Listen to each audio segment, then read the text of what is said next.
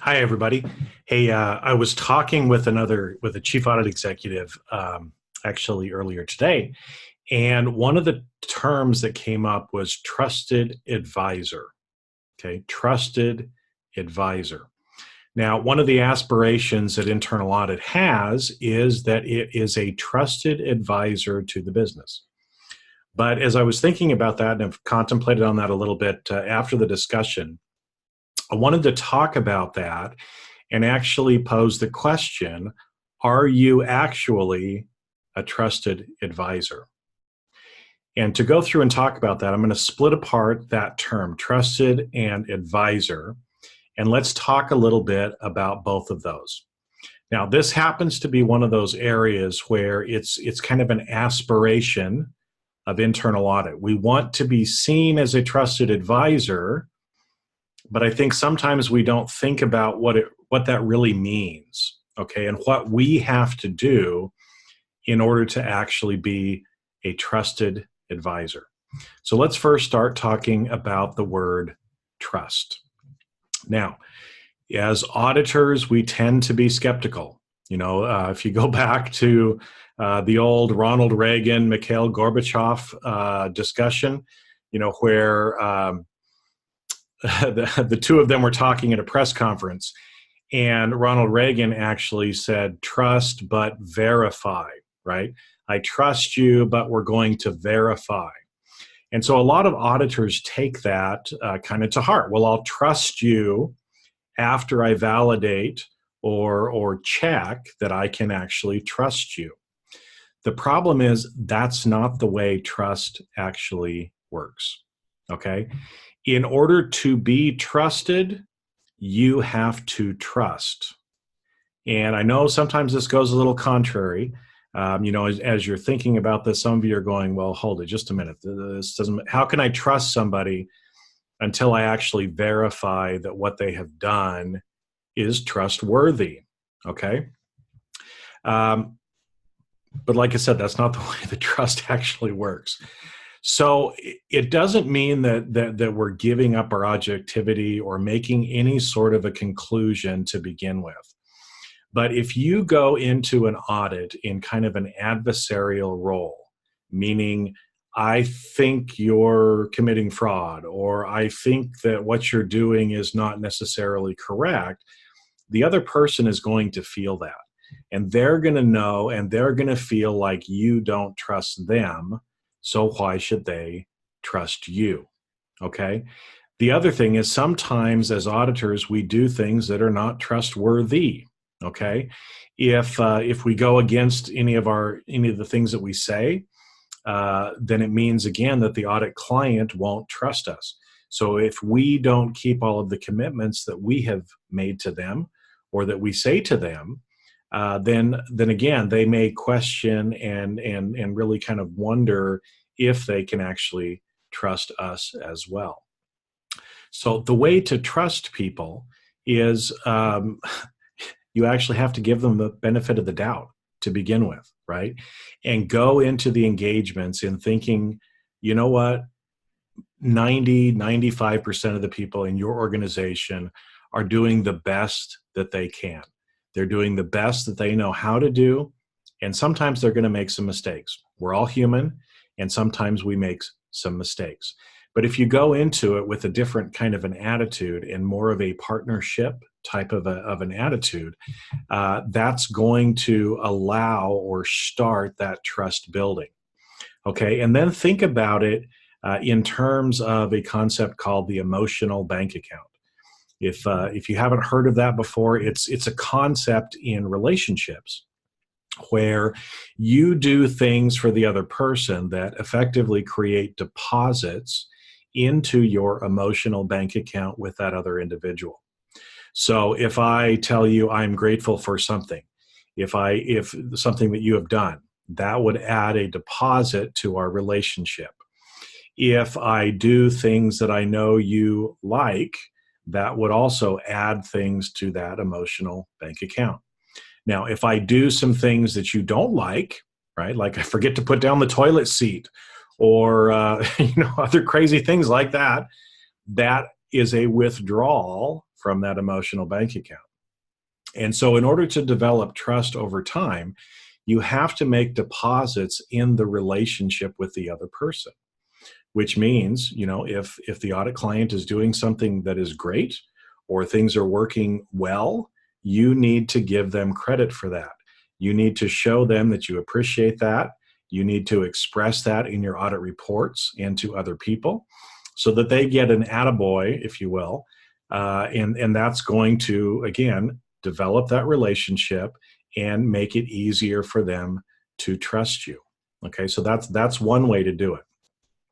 Another one is that you're actually providing value to them. And so the only way that we can truly provide value to someone else is to actually know what they value. And so again, sometimes, it may be a little bit difficult to do some of that in the audit, depending on what the scope of the audit is. But again, if we think about this from a partnership kind of perspective, we're there to help management achieve their objectives. And so again, in trying to figure out, providing value to them is helping them to achieve those objectives and not showing up with a laundry list of things that we think they need to correct or that they need to do different. Okay. Because again, the purpose of the audit is not necessarily to catch people doing the wrong thing, but to help make sure that they're on track to meet their objectives. So we have to be a little bit trusting. But again, that doesn't mean that you're going to change your conclusions or anything like that, because we're using or doing our opinions based on the evidence that we've collected. And if we have to, we deliver that tough message to them.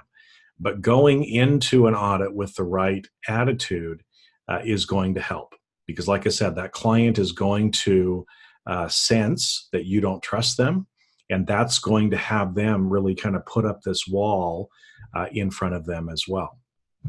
So that's the trusted side, right? So you have to think about, do they actually trust me?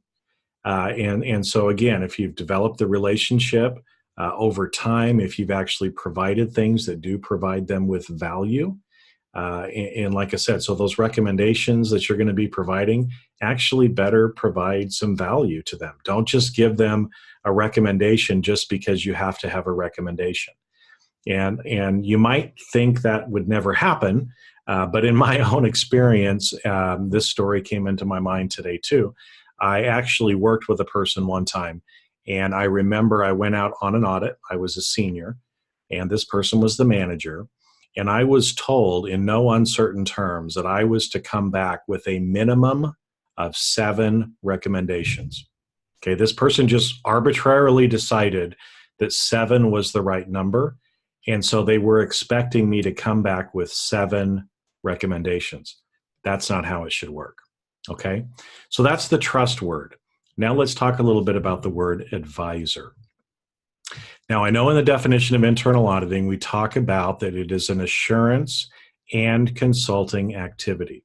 Okay, and so those two are different. But the word advisor is not the same as the word consulting. And so one of the things that I would like you to start thinking about is, if you want to be a trusted advisor, you need to provide advice. Consulting has the meaning that you're actually rolling up your sleeves and doing the work. Advising is more like coaching. Okay, and coaching is not the same as consulting. Coaching, you are providing insight to the other person. You're asking the right questions, but you're also not telling them how to run the business. And this is another fine line that sometimes auditors cross. Your job is never to tell them how to run the business, okay? Because that's, first off, not your job. Second off, you are probably not qualified to tell them how to run that part of the business, because if that was the case, you'd be the manager instead of them. Okay, they have lots of years of experience, but they don't see everything. Okay, and this comes to a matter of perspective. And one of the ways that we can provide that insight is we're not involved in the day-to-day operations. And so sometimes someone coming in from the outside who is objective, who is not in the day-to-day things, can actually coach someone and ask the right questions so that you can highlight the things that need to change. Now, there's this concept called white noise. And most of the time when you're in the details, you end up starting to block out certain things. You just literally do not even see them that are going on around you because you see them all the time, and so they become a part of the norm. And as a result, like I said, you don't actually notice it. So that's why having someone come in from the outside, like an internal auditor, who is objective and can provide some of that insight and ask the right questions, then you can ask questions like, well, why is this happening? Or I'm curious as to why, is this thing sitting over here? It looks like it's out of place. Is it out of place? And actually having some of those kind of questions is much more in line with being an advisor. So, again, just some quick thoughts today on being a trusted advisor, and to have you actually think, are you trusted and are you actually providing advice? Because you can only be a trusted advisor if you're doing both of those things. Now, I believe that we should be trusted advisors, and we should be doing those things to help the organization. And again, that means being a part of the team and actually doing what is best for the organization, because ultimately we're all on the same team. We're all trying to help the organization meet its objectives. So go out and be a trusted advisor.